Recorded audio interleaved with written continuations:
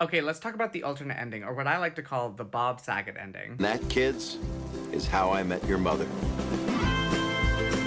So if you don't know, the season 9 DVD of How I Met Your Mother came with an official alternate ending. But contrary to how people tend to talk about it, it's actually almost identical to the original. There are no new scenes or lines added except for future Ted, aka Bob Saget. It's really just a slightly different edit of the last few scenes. In fact, I mentioned how Barney and Robin's relationship is ambiguous in it, and that's only kind of true. The alternate ending picks up on this scene. Hey, you kids. Yeah, you didn't sound 1,000 there. Do you have any idea what happened right here in this very bar? No. What happened? Just all kinds of stuff. This scene is exactly the same as the original, there's no difference, and it takes place after Barney and Robin have already announced their divorce and Barney has already had a kid. Technically, there's nothing in this alternate ending that says anything about their relationship, so you can imagine whatever you want, but presumably they're still divorced. Things fall apart, things get put back together. Because again, there were no new scenes recorded for this ending. There's just the new stuff that future Ted says and a few scenes that were cut. They cut the part with the kids and Robin at the end, so it's just 3 scenes for this whole alternate ending. The first is them at the bar before Ted's wedding, which is exactly the same as the original. Then there's Ted's wedding and a kind of new sequence, but it's using old clips, and that's where we get a new voiceover. And then it's Ted meeting the mother, which again is exactly the same as it was in the original ending. So let's dive into that one part that changed. Throughout the entire series of How I Met Your Mother, future Ted was always voiced by Bob Saget instead of Josh Radnor. That's why future Ted's voice sounds different. However, during Ted's wedding is the first time where future Ted, the one talking to his kids, is Josh Radnor's voice. It's kind of prepping us for when we see him as future Ted later. During this sequence, he reminisces about the mother and talks about her dying, and they show her on her deathbed. But for the alternate ending, this is where everything changes. Bob Saget is once again the voice for future Ted during this, which is why I think of it as the Bob Saget ending. And instead of reminiscing about the mother, he confirms that the mother is still alive. When I think how lucky I am to wake up next to your mom every morning, I can't help but be amazed at how easy it all really was.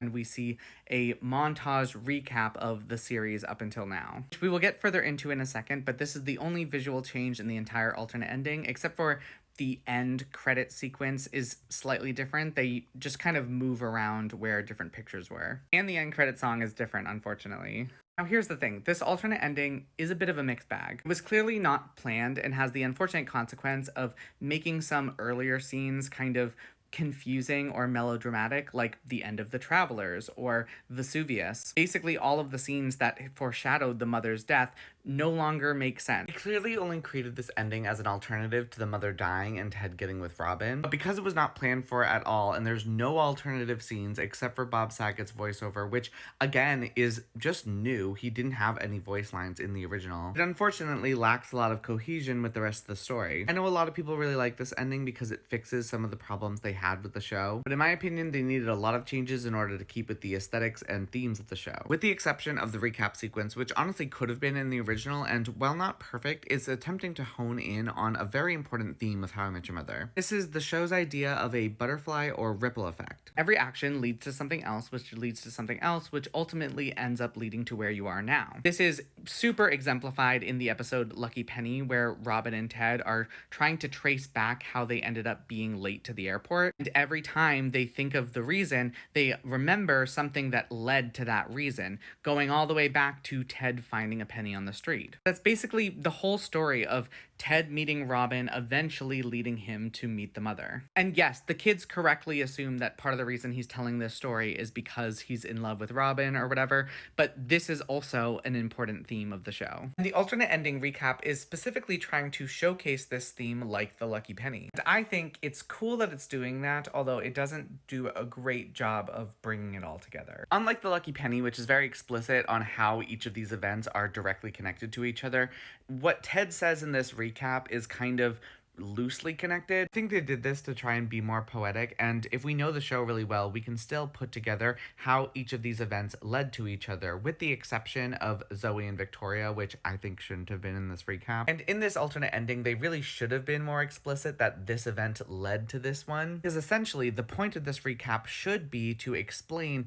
why Ted is telling this story if he's not telling it in order to explain that he wants to get with Robin. In this way, he's showing his kids the lucky penny ripple effect that happened from meeting Robin. All I had to do was get out of the apartment for a couple hours so Uncle Marshall could propose to Aunt Lily. Go to the bar, meet your Aunt Robin, convince your Aunt Robin to fall in love with me, break up with your Aunt Robin, go on the rebound, go get a rebound tattoo, go get the rebound tattoo removed, meet Stella, convince Stella to fall in love with me, get engaged, get left at the altar, get fired, get beat up by a goat, get a job as a professor, teach the wrong class, date the wrong girl, date the wrong girl again, date the wrong girl a few times, actually. Let Uncle Barney fall in love with Aunt Robin. Let Aunt Robin fall in love with Uncle Barney. Book the wedding band. Go to their wedding. Make sure their wedding actually happened. Leave a little early. Be in the right place at the right time. Them breaking up caused him to get a butterfly tattoo, which caused him to meet Stella when he got it removed. And when they broke up, her ex/new husband, Tony, is the one who got him the job as a professor. He met and dated the mother's old roommate, Cindy, who is the one that got the mother to play at Barney and Robin's wedding where Ted met the mother. Though honestly, if this had been the planned ending, it would have made more sense for him to start with how he met Barney. Not only is it also Barney's wedding at the end, but Barney is the one who introduced him to Robin. He may never have talked to her if it wasn't for him playing Have You Met Ted. But of course, the story was never meant to be about how Barney caused Ted to meet the mother. It's about how Robin led Ted to meet the mother. I still think this recap does an interesting job at showing us how each of these events are connected.